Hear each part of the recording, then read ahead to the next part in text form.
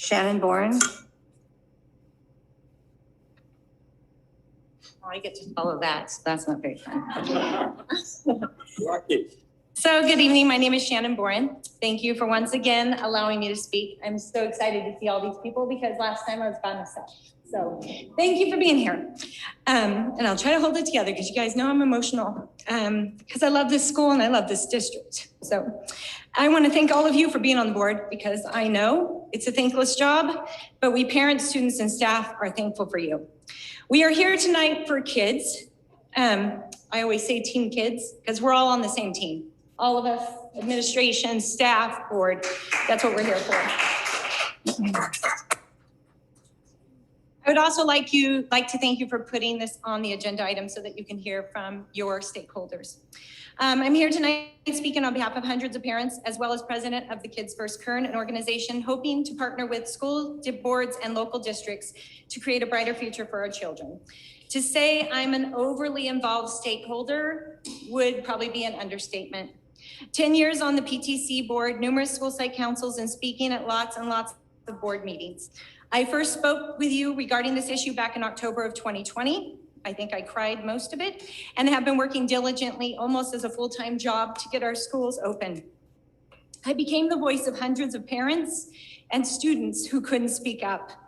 I continued speaking at board meetings and calling and emailing superintendents to the point where my subject line just became, "It's me again, Cy." Over the last 18 months, we have continually had to fight Governor Newsom, California, the California Department of Public Health, and even our own school districts.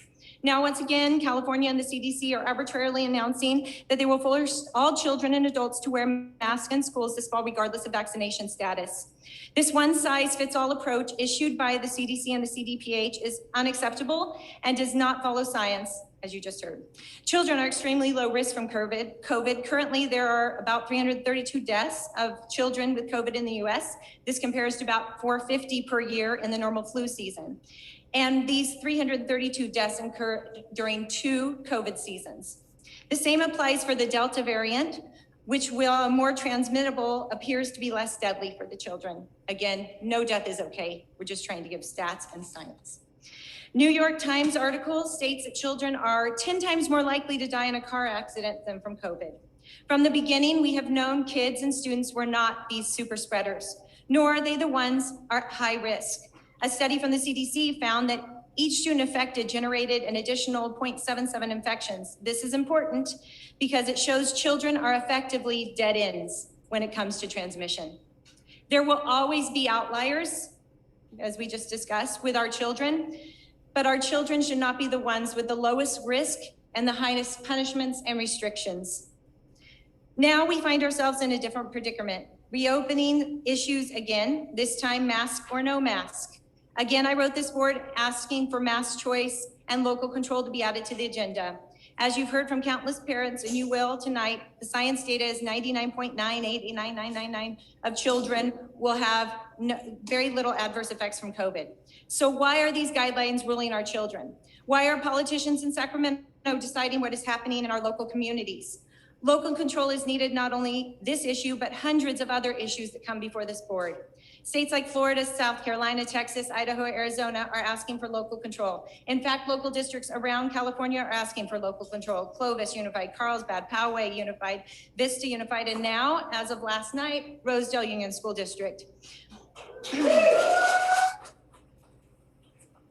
And we are Norris, and we are awesome, and you guys know I say that all the time. I praise BMAT all the time, but we also can stand up.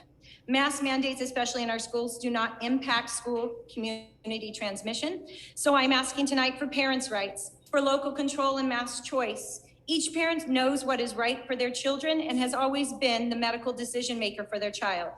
We know that mandates are coming from the California and the California Department of Public Health. They almost happen every Wednesday. And I feel and I know that your hands are tied and that you're trying to follow these guidelines. So I'm asking you to do 2 things tonight. First, post the mask mandate, but let parents decide the health choices of their children.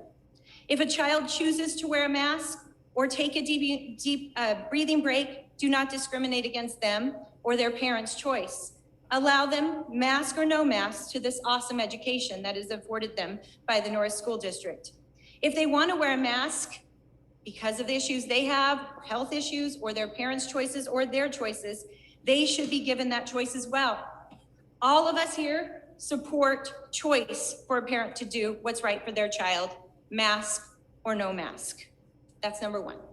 Number two, most importantly, is sign and send the resolution I emailed you that was updated by Kids First Kern to more effectively suggest what to do. Sign it, edit it, I don't care, and send it off to the California Department of Public Health and Governor Newsom and every other elected official in Kern County.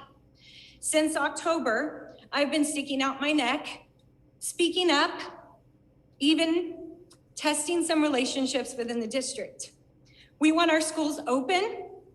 We want them to stay open. We want the power to be in our local districts and stakeholders, parents, and we want to work as a team with you. Please stand with us, join with us. Stand up for mass choice and local control. Stand up to California. Stand up for our kids.